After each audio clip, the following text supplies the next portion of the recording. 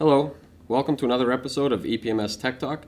I'm Chris Costa, and I have with me today Joanne LaFlamme. Hi, Joanne. Hi, Chris. How are you? Very well. How are you? I'm very well, thank you. Is there anything I can help you with to better understand Enterprise? Well, actually, I'd like to add some new users to my system, but I'm not quite sure how to do that. Can you show me that? Absolutely. I can show you right here. Now, the first thing you want to do, Joanne, is you're going to click on Utilities right from the front screen of Enterprise, and you're going to scroll down to User Manager. And you're going to notice a list of your existing users. You can click on Add to add a new one. And you're going to want to enter a unique login name, the user's full name, as well as a login password. And it's the login name and password that will be their credentials to access the Enterprise 32 database. Okay. Okay, once you've set up their credentials, you can click on the Module Rights tab. And on this screen, you're going to be able to configure the access that the user has throughout the database. Okay, if, for example, you want to give them rights to the customer file, to estimating, finished goods, inventory. Okay, you would just click down the access allowed, and that will give them full access to that module. If you want to strip their access back to where they can get into the module but not make any changes, you could click on View Only.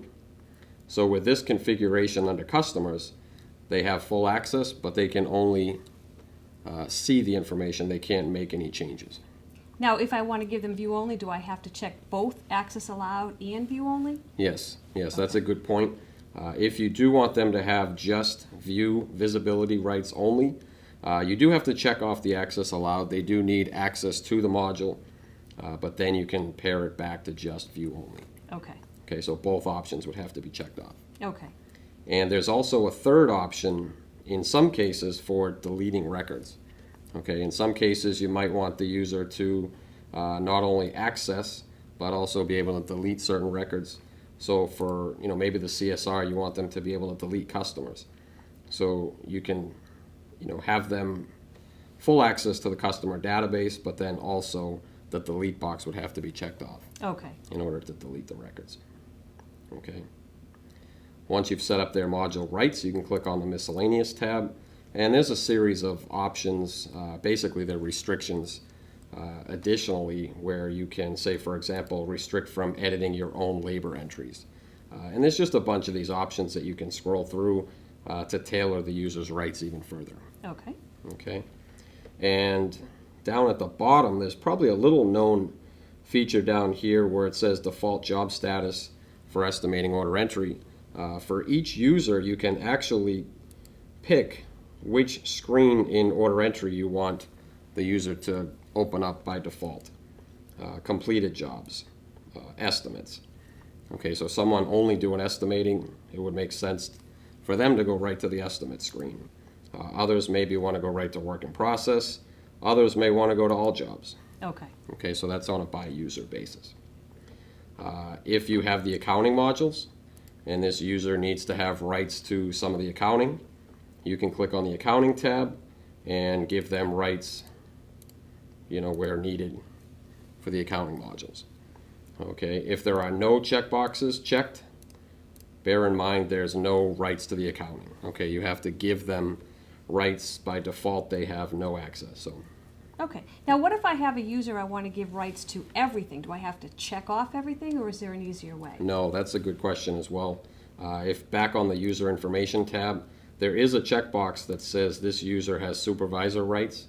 By checking that one box, that gives this particular user rights to the entire database. Okay. Okay. Well, now what if I have 10 users that I want to give the exact same rights? Do I have to go into each user and set them up individually, or is there an easier way for that? No, there is a much easier way to do that. I'm going to uncheck the supervisor rights here, and I'm just going to go ahead and say OK. And it's going to tell me that this user is already existing. Okay. What you can do is actually set up groups. Down here on the bottom of this screen, you can see I already have a couple set up, one for CSRs, one for estimating. So what you could do is, I'm just going to edit the CSR group, and they happen to be in as supervisor, so I'll take that off.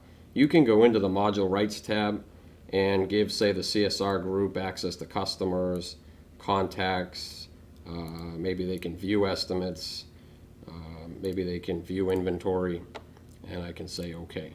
So you can configure a particular group to have, the certain rights that you want, and then you can identify which users belong to that group.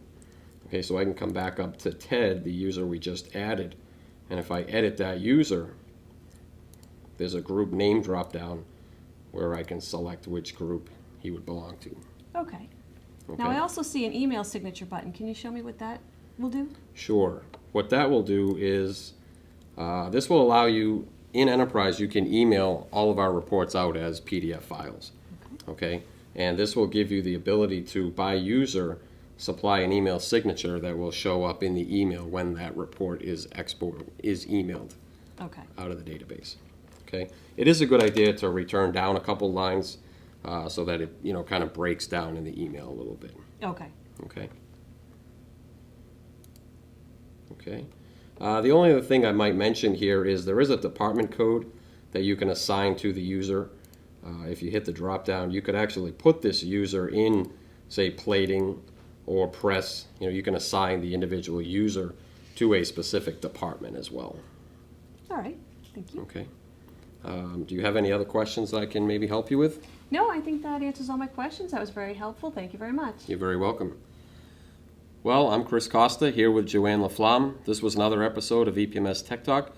Please look forward to more to come.